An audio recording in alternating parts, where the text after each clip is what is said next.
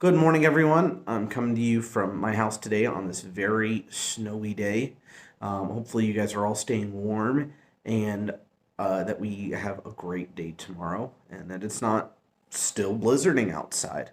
Uh, it is going to be an awesome time to talk with the kids about Moses. I'm super excited to get back on that, talking about the 10 plagues and the fact that when we are in bondage, God can free us.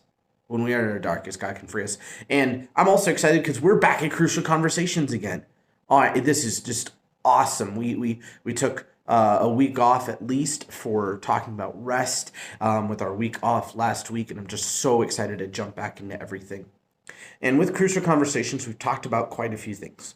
We've talked about what a crucial conversation is, a conversation where the emotions are high, we care about the topic, and it actually is going to matter to both of us. And our opinions vary. Like, we don't necessarily think the same thing. We learned a little bit about navigating them, especially the fact that you have to start with your heart. You have to start with understanding what you really want out of the conversation. And you have to be looking for when conversations change. You have to be looking for how the other people are responding to what you are saying. But along with understanding how they're responding, you also need to understand how you're responding. And the thing about crucial conversations, everything that we're talking about, is you can take all this information and that's fine. That's just information. But until you take a step back and say, I'm going to look at myself and look at the ugly picture of this is how I don't deal well in conversations. This is why I fail in certain conversations. Then you're never going to be able to put this into use. And the thing is that we all have tendencies, and those tendencies also tend to change. So even if you've done something like this, if it hasn't been in the last couple of years, your tendencies could have changed for how you respond to conversations. And it's not a fun thing to look at, but if you're trying to take a square peg, okay, and you have a round hole, you can hammer as much as you want into that hole, and eventually it might actually go into your hole, but in that process, both the peg and the hole are now ruined, and it doesn't work. You have to take that step back and say, I need to switch the tool that I'm using. I need to understand where I'm coming from before I can help anybody else. And there's two ways that we tend to do this. I've mentioned this a couple of times, that you either fight, you attack, or you flight, you run away. And they put it in the words of silence and violence. Those are the two things that we tend to choose. But in those things of silence and violence, there's a couple of other things that we do inside of their more specific things. So we'll start with silence. And there's three things in each one. And I think they limited to three. There's probably some other things that you could kind of subdivide these into, but specifically they've divided them into three different things in each category. So the first one in silence is masking.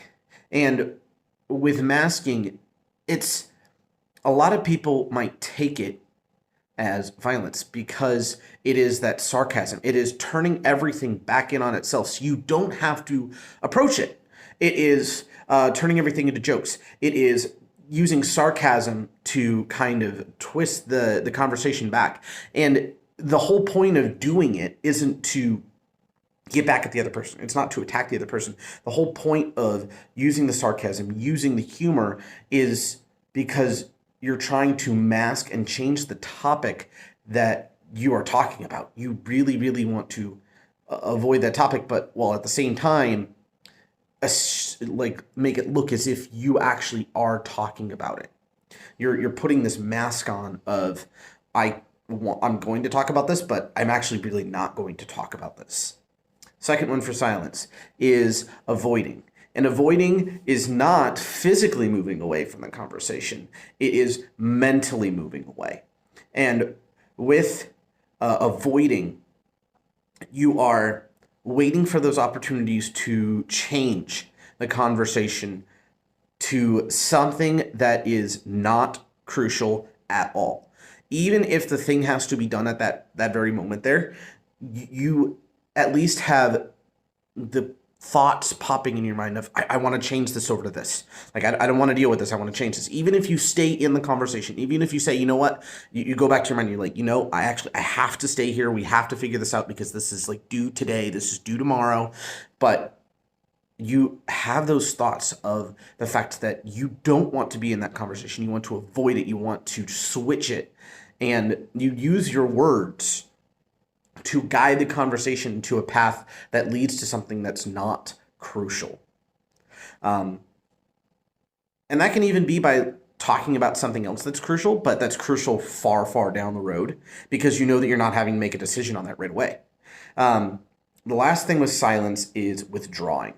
And with withdrawing, that is physically moving yourself away from the conversation. And you don't even have to move your body away. When you start to zone out, when you start to focus on other things that are going on in the room, when you start to listen, when you start to just look around, when there's really only one conversation going on, a crucial conversation. The person is trying to communicate to you. They're trying to deal with something with you, and you don't want to have anything to do with it because the conversation scares you. So you withdraw. And a lot of times that does come with physically moving away from the conversation. These people, they won't even go where the conversation is because they don't want to have to deal with it when it comes up. They know that this person is going to ask them about this, so they will be on the lookout for that person and avoid them as much as they can physically. And silence, just it's tough because it's so shy, and it's those people that need to put themselves up further. And the problem with being silent is that their voice is not put into this shared pool of meaning. Like when you're talking with someone who responds in silence, you're trying to draw it out of them. You want their input, and they won't give it to you. The other side is violence.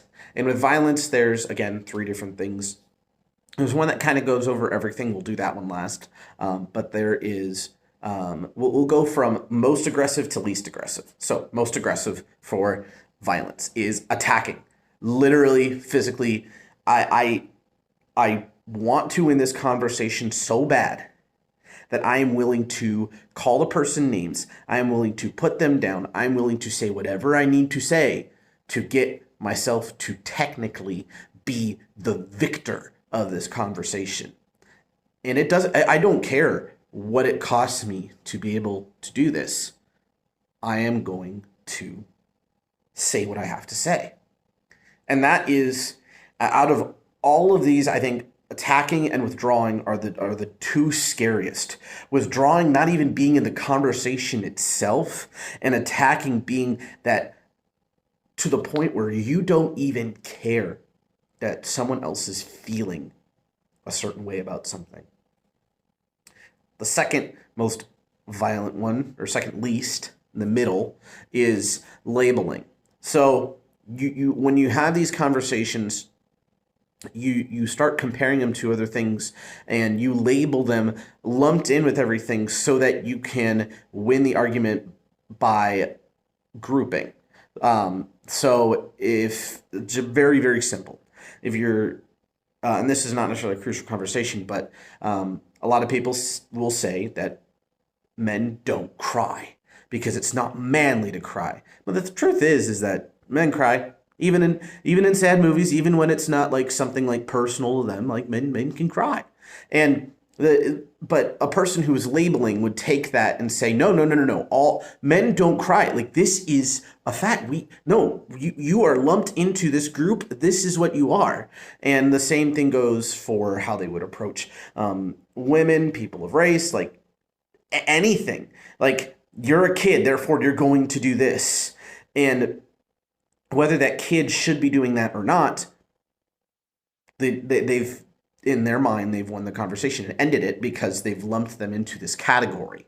And finally, the one that's kind of all-encompassing for violence and the least aggressive, though still taking control of the conversation, is controlling. And with controlling, you are trying your hardest as much as you possibly can to guide this conversation and make it so that yours is the only voice that's heard. That's through cutting people off. That's through being louder. That's through being more aggressive. That's through not stopping what you're saying. You don't give yourself a chance to breathe for somebody else to come in and say something. You want to dominate and take over this entire conversation so that the other person doesn't get a chance to put a word in. And a lot of times that controlling, if that person who is controlling does lose that control, even for a second, they will resort more towards slightly more aggressive means, whether that's going all the way to labeling and attacking, or if that's just kind of a little more aggressive and they kind of just, they clench their fists a little bit, they staunch their face a little bit to let that person know, I am in control, I wasn't done talking. And none of these are good. And the thing is that I've described the most bombastic, these people are going crazy at the moments of these people. When in actuality, a lot of these are more subtle. And with every single one of us, we have a way that we respond poorly to conversations. We have one specific thing that we tend to do, whether it's silence or violence, and then whichever one it is inside of there. And before you can understand other people and how to have a conversation with other people, you need to be able to look at yourself and say, oh, I just realized at this moment, I am someone who masks. I use sarcasm to get out of conversations, and I just made a sarcastic comment. What is turning here? What is different? It's taking that moment to be able to look at yourself and during a crucial conversation, which is super hard because your emotions are high, your blood is pumping, your adrenaline is going, and you're trying to have a conversation, and to be able to take that step back and be like, oh, wait a minute. Oh, I just fell into what I normally do. Here, let me take a step back, see if I can approach this from a different way, make this conversation switch. The one thing I want you guys to do this week, and this is actually a little more than we've been doing in past weeks, and I really hope you do it. In this chapter, the chapter called Learn to Look, there is a quiz. And this quiz is really just, okay, in this type of conversation, what do you do? That's it. That's all it asks. There's about 30 questions. Take the quiz. Learn a little bit about how you approach situations and answer them honestly. Sometimes we look at questions and we know we don't want to be lumped into something. We know we have problems with it, so we answer it differently. Be honest with yourself when you answer those questions. And after you take the quiz and you understand a little bit more about how you deal with conversations, take some time and pray about it. Talk with God. Say, hey, can you help me with this? I don't want to be attacking the people that want to have crucial conversations with me.